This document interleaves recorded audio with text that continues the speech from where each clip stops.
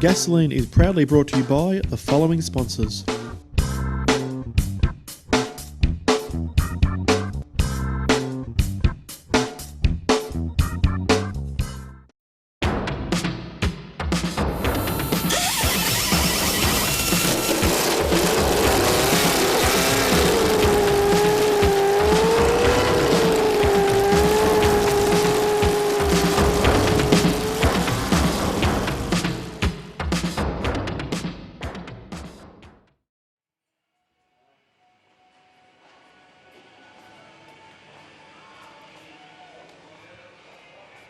Craig, what are you doing, mate? I'm trying to get my car ready for Longford Revival, man. But I don't think I'm going to make it this year. You're not coming? No, I can't make it, mate. Got to get ready for Target Tasmania. Fair enough. Well, Glenn's out the front waiting for the keys. Let's go. Oh, well, let's go out there and get him going, eh?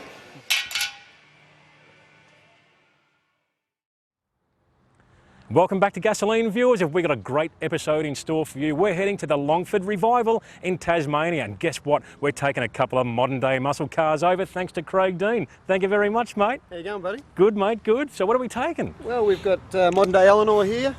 We've got a Chev Camaro, and we've also got a Boss 302. So just a few beauties to run with down the Mad Mile this time. Well, I look forward to that. It's going to be the flying mile down there. So basically from standing start, flat strap, as fast as that car can go. I can't wait to see these muscle cars in their paces across that line. It's going to be great, Craig, and thank you very much. Stop talking about it, mate. I'm not going. Don't worry, mate. You can watch the episode. I'll watch the episode. I'll see you on the show. Thank you.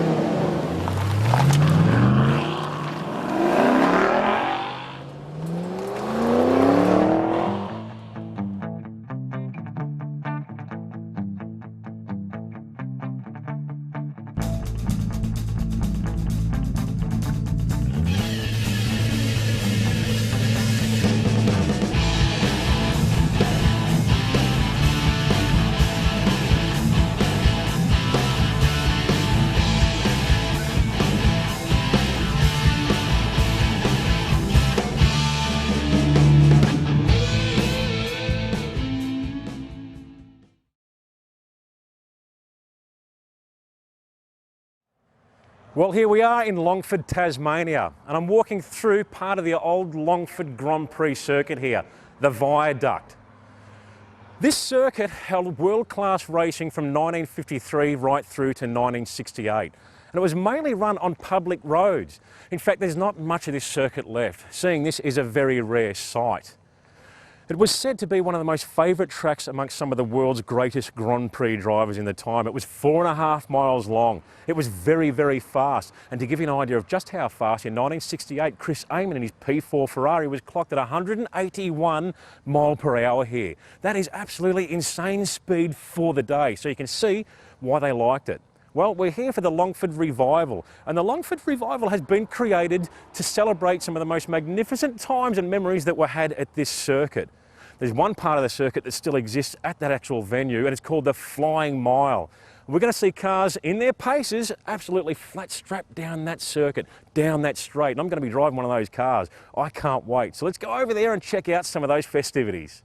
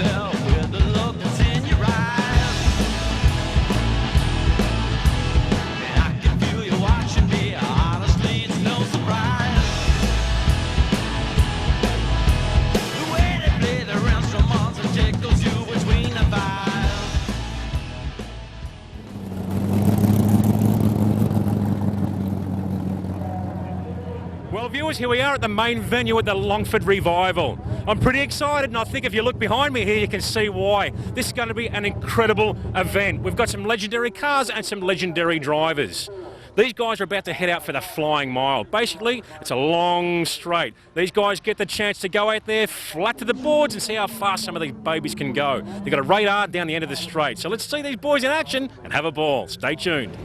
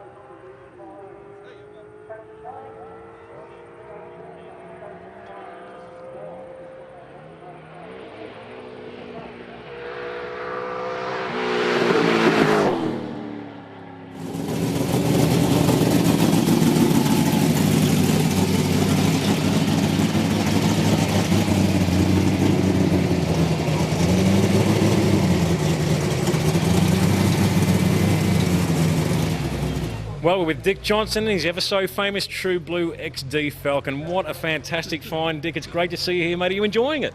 It's very, very good indeed. Like, it's great to see a lot of the old cars, and certainly to see the people that would have, in their heyday as kids hanging over the fence, now looking at these cars again as adults.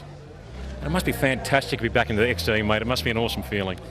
The old XD was a great old car, you know. It sort of the one that I won my first championship in, and certainly the one that I won Bathurst in for the first time, which was, to me, very, very special indeed. So I've got a lot of memories for this thing. And what sort of horsepower do these things make in their day? What sort of RPM would you turn the engine to in a racing type situation back then? Oh, we used to run it to between 72 to 7,500 all the time, and which is, you know, where a current V8 supercar is these days, really, isn't it? But yeah, they're certainly we had the reliability in our cars because we spent a lot of time to make sure that we did everything right. And now that you sort of do a few little bits and pieces that we do to the current cars, and all of a sudden it's got 480 horsepower. So yeah, a little bit better than what it used to be. Well, I remember as a boy watching Dick sing across the top of the mountain. It's great to see you here, mate. And I might have to ask you for a few little secrets for Project War. It was a bit of Cleveland information. So thanks for talking to us here, mate. Look forward to seeing you in action in the weekend. No, an absolute pleasure, mate. And I know there's a lot of people out there that are sort of loving the sound of the old True Blue car again. It's pretty special. Thanks very much, Dick. Good to see you, mate. Cheers.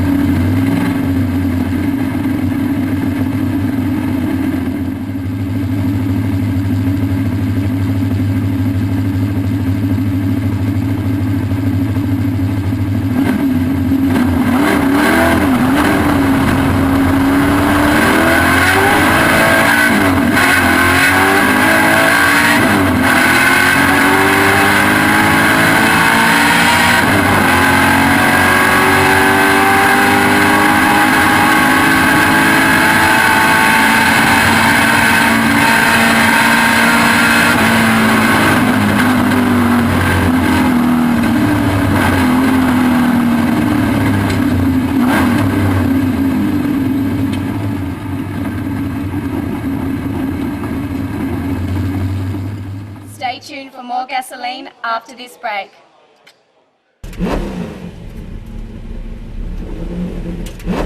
Don't forget, viewers, to look up the all-new Shannons Club. Shannons Club is a huge site. It's like a hub for enthusiasts. You jump on there, you can start your own garage, put pictures of your cars up there, stories of your cars, videos, you name it. You'll see people like myself on there, Jim Richards, click on our garages and check out some of our machines and some of our past machines. It's an incredible site, it's growing every day, so get onto it and have a ball.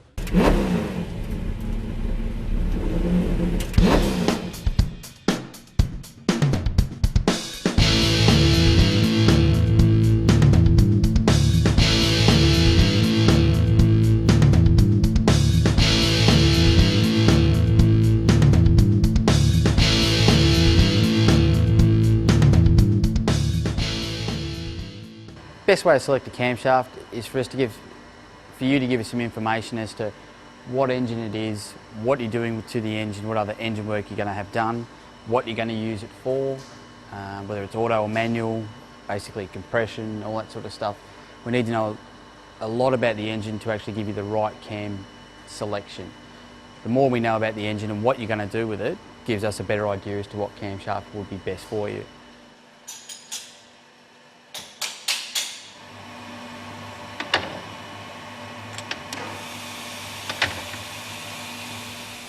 What we have here is an LS1, LS2 Gen 3 type camshaft. This is a billet.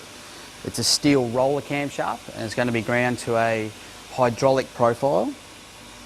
This is how the billet starts. It's been rough cast, journals are finished and the lobes have been milled. And they've got, as you can see, quite a bit of duration on the lobes as well as lift, which lets us adjust as to how much duration lift we're putting on, as well as a lobe center line as well.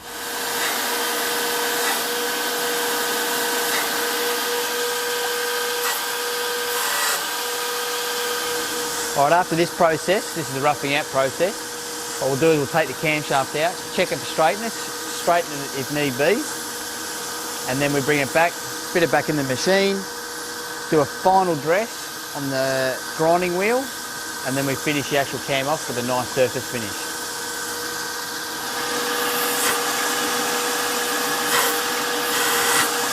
I'm just going to double check my base circle size. So I am about 3 thou above my finish size, so when I finish it, it does come down to size.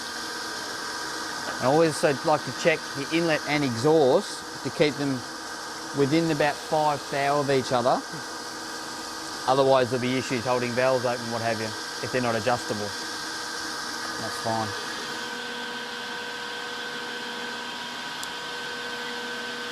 After we rough the camshaft, we bring it down to the straightening bench to see how straight it is, and straighten it if need be. If you don't have a straight camshaft, you could have bearing issues, you could also have lobes running out, so therefore it's nice to keep everything nice and straight, true and under a thou, so that everything's within its tolerance.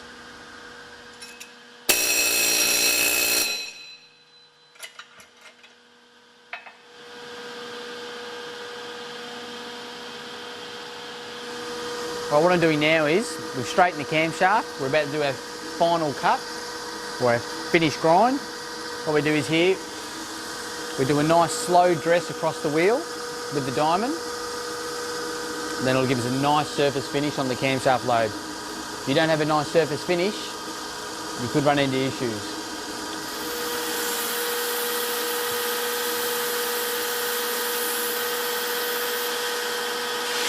All right, what we have here is a roller camshaft and a flat tappet camshaft. These are both out of a Holden V8. Now, believe it or not, both of these camshafts are exactly the same in their valve timing and lifts. They look completely different. This is why one runs a roller, which is this little wheel here, and the other one runs a flat tappet lifter. What we do is here, with a roller, the actual camshaft follower sits on the actual roller and rolls around the profile. With a flat tappet camshaft, the actual lifter, what we do is we actually put a small radius on the bottom of the lifter, and we put a little bit of taper on the camshaft lobe, so that when the actual camshaft lobe turns around, the actual hydraulic lifter spins around. So therefore it's got maximum contact, and if the lift is spinning, nothing should be wearing out. But again, with roller stuff, there's a lot less friction, which is why these days is why they're heading down the road of roller camshafts.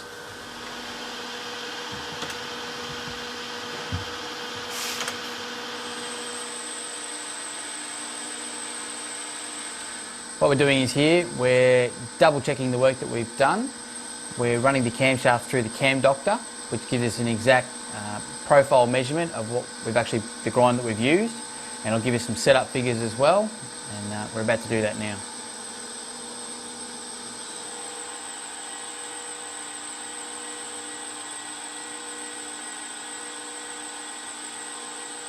Here at Clive Cams, we do a variety of camshafts. We do cars, trucks, buses, some motorbikes, even old race cars such as a Group C race car, which is what this is for.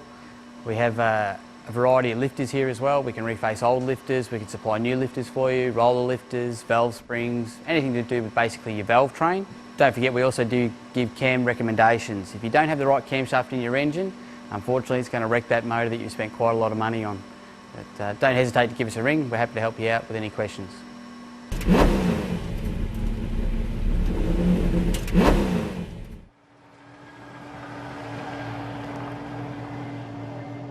Well viewers, looks like I'm going out for my first run in this beautiful Gasolene supplied by Mustang Motorsport. Craig Dean, thanks mate.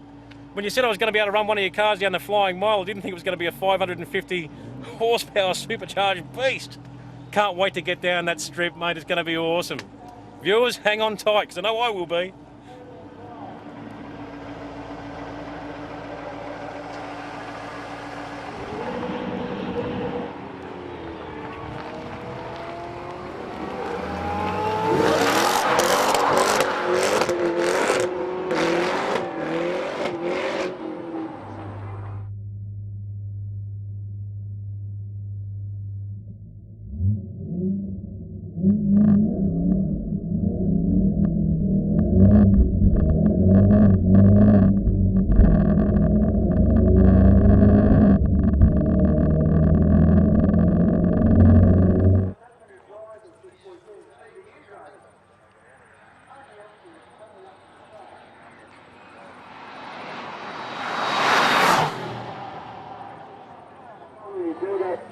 Make sure you put some sunscreen. It's very hot out here today.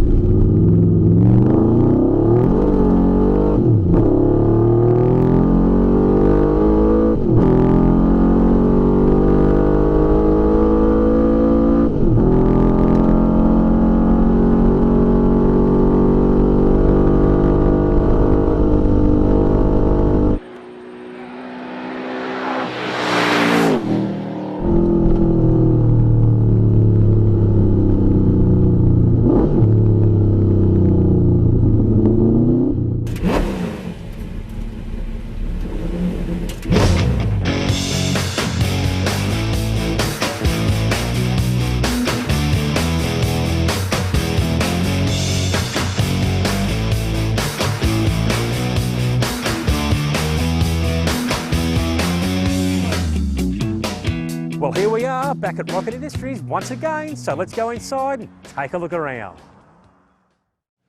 Now, while I'm here at Rocket, I thought I'd show you what I'm going to do for the ignition system on my car, my XY Project Warhorse. Now, there's stipulations with the historic touring car class. You can run electronic ignition, but you're not allowed to run any sort of multiple spark discharge type system. So it has to be the good old electronic. So what I've done here is I'm using this ready to run MSD distributor, full billet unit, fantastic thing. I can go in, I can adjust the mechanical advance mechanism to get the advance curve that I need for my engine. I I can also run a soft touch rev limiter here. I've actually got a dial adjustment so I can dial it in to any RPM that I want. Now that helps keep that engine alive for the long term, especially in a circuit racing application. Also what I'm using here is these beautiful superconductor 8.5mm MSD ignition leads. Got a high temp boot on the end on the spark plug end, and at this end here there's nothing, as you can see. They actually come with a special tool that you can run in your vise to cut and crimp the leads to any size you want. I'm going to run some fairly tall rocker covers on my car, so I need a specific size ignition lead to do the job. And what you see here is a 6AL MSD ignition box. I would love to be able to use this in my car, but as I said, multiple spark discharge is illegal to run in the touring car class. But hey, I thought I'd tell you about it and the benefits anyway. The multiple spark discharge means just that. Instead of one big bang, one spark at that spark plug during the ignition process, you get multiple sparks. In fact, many sparks at once. That creates an exceptionally efficient burn inside the combustion chamber to ignite that air-fuel mixture to increase power and torque across the board. This is a fantastic little unit and packs a very mean punch.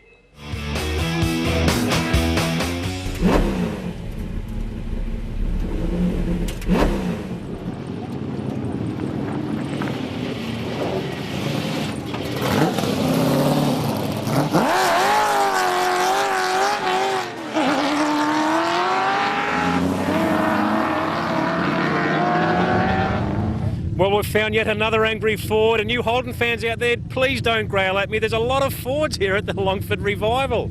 Now, Brendan DIPROSE, this XW machine of yours, mate, she's certainly one wild ride. She's a good old thing. I've owned it since '98, raced it in Group N since then. Won a couple of state titles and held lap records at both the Tasmanian tracks. Now, I see she's in the John Goss theme, mate, the old John Goss racing colours. Yeah, well, that's all a Tasmanian thing. My father actually worked with John Goss at Southern Motors in the early 70s, so that was a bit of a reasoning why. Fantastic, mate. It's something a little bit different. She's not Cleveland powered. You've gone for the Windsor option in the early XW GT. Yeah, gone for the Windsor. Probably down a little bit on power compared to what I could have out of the Cleveland, but it is quite reliable, so yeah, all good. With my ex-wife Project Warhorse, I'm running a Cleveland-based thing, but I must say the old Windsors are pretty damn tough, aren't they? It is pretty good. A lot of the bigger Mustangs and stuff all run the 351 Windsor, so yeah, it's sort of a proven thing. And what sort of speeds have you reached here this weekend? This weekend we sort of didn't quite get the gear ratio right, but we got 224 was our fastest yesterday. So with a bit of luck, a little bit less wheel spin off the line and a little bit more speed at the end. Well, she looks the goods, sounds the goods, mate. Thanks for talking to us, and we'll see how she goes. Good on you. Thank you. Thank you. As soon as we get these cars out of our way, Mick, she's on. As soon as we get to the tarmac, we'll get into her. We're going to go for a bit of a spin. We're in a mean machine drinking gasoline.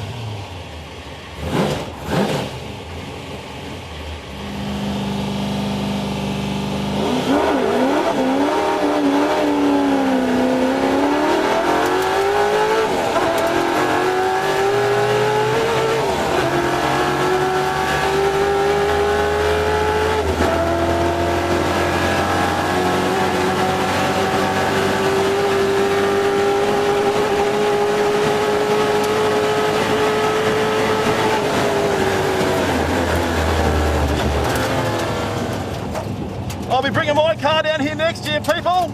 Definitely. Not going to miss this one.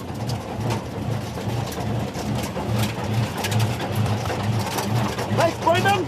No worries, mate.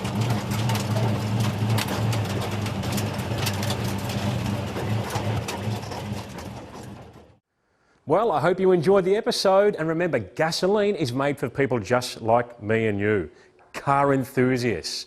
And to keep the dream alive, we need as many people tuning in as possible. Spread the word. Tell people at car shows. Jump on car forums. Tell your mates. And remember, we're Australia-wide now. So it's 74 metro and 64 regional on 4Me. We love doing this show and we need your help to keep it alive. Anyway, I better get back to working on Project Warhorse or she'll never get finished.